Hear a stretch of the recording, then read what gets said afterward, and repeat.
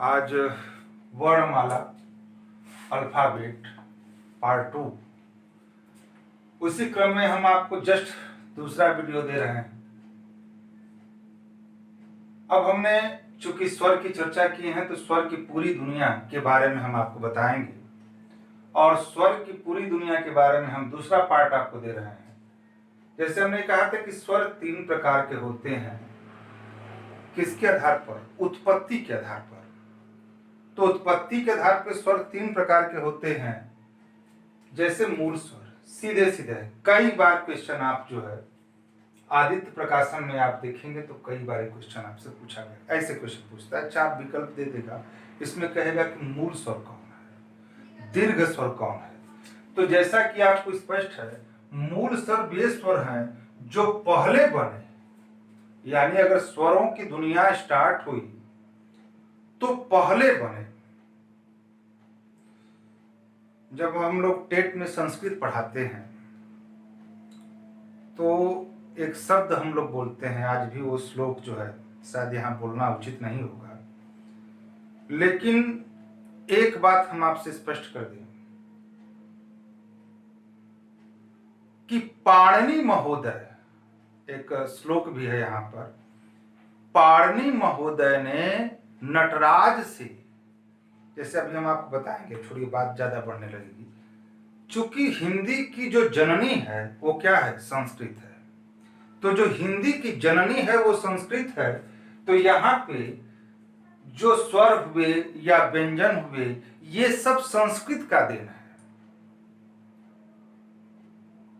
जो ज और फ है वो विदेशज है, या जिसे कहते हैं आगत। इसकी चर्चा हम आगे करेंगे। तो अगर हम सिर्फ स्वर का पूरा पोस्टमार्टम करें तो स्वर का पूरा जो व्याकरण बनता है वो उत्पत्ति के आधार पे हमने 3 स्वर दिखाया है।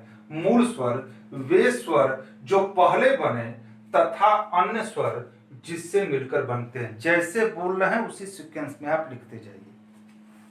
वे स्वर जो पहले बने तथा अन्य स्वर जिससे मिलकर बनते हैं वो मूल स्वर होते हैं। कहने का मतलब सीधे सीधे स्पष्ट है कि अगर स्वर मूलावस्था में आए तो 4 ही आए। अगर आपसे पूछा जाए कि मूल स्वर कितने होते हैं तो मूल स्वर कितने होते हैं? 4। उसके बाद दीर्घ स्वर। दीर्घ मतलब नाम से स्पष्ट, दीर्घ मतलब बड़ा। एक ही मूल स्वर, देखिए जैसे लिखा है कि एक ही मूल स्वर को 2 बार जोड़ने से बनने वाले क्या हैं? दीर्घ स्वर होते हैं। जैसे देखिए आप समझिएगा, अब कहेंगे यहाँ पे थोड़ा सा, यहाँ पे एक मिस हो गया है, यहाँ पे मिस हो गया है, ये दीर्घ स्वर नहीं होता, सॉरी यहाँ पे मिस हो गया है। दीर्घ स्वर या सॉरी यहाँ पे ऐसे होता है। एक यहाँ पे पॉइंट नोट कर लीजिएगा, इसको ऐसे बनाते हैं, ये इस टाइप का होता है, इसको ऐसे बनाते हैं। तो एक ही मूल स्वर को 2 बार जोड़ने पर बनने वाले दीर्घ स्वर होते हैं। ये भी कौन है? 4। आ, ई, उ, और ये री नहीं होता है, इसी का बड़ा भाई है।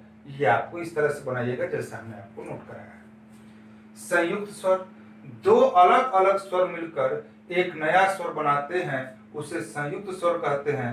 अ धन ई, यह ए और ऐ का भी निर्माण होगा, और अ धन उ बराबर ओ और औ का भी निर्माण होगा। उसके बाद फिर हमने आपको दिखाया, जैसा कि हमने पहले आपको नोट्स में लिखा है, मात्रा की दृष्टि से स्वर 3 प्रकार के होते हैं। जैसे देखिए, इस बार यूपी टेट में यह फ्लुत स्वर पूछा था, फ्लुत स्वर आपसे पूछा गया था। तो ह्रस्व स्वर, जिन स्वरों के उच्चारण में 1 मात्रा का समय लगता है, समझिएगा, जिन स्वर के उच्चारण में 1 मात्रा का समय लगता है, जैसे अ, ई, उ और री, ये क्या है? ह्रस्व। ह्रस्व मतलब छोटा। दीर्घ, जिन स्वरों, इसमें जब छंद पढ़ेंगे तो ह्रस्व दीर्घ की चर्चा वहां पे की जाएगी, 1 मात्रा 2 मात्रा।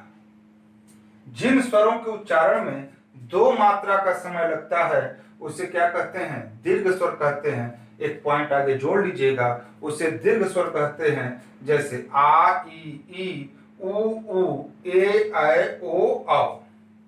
और ये हमने आपसे पहले भी कहा था, ये यूपीएसआई में भी एक बार क्वेश्चन पूछा था। वे स्वर, अच्छा एक सॉरी, एक लेखपाल के में भी पूछा था क्वेश्चन, फ्लू स्वर।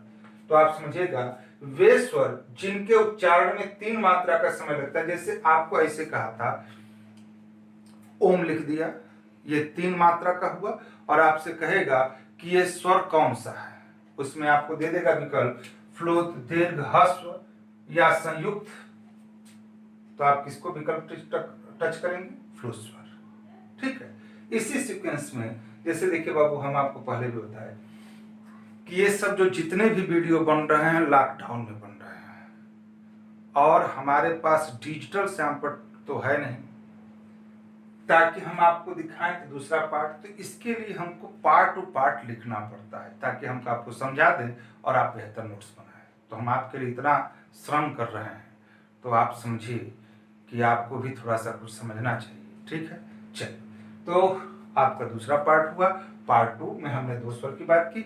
अब जस्ट इसके बाद पार्ट 3, तो आप पार्ट 3 का जस्ट आपके पास जाएगा पार्ट 3। ठीक है, चलिए।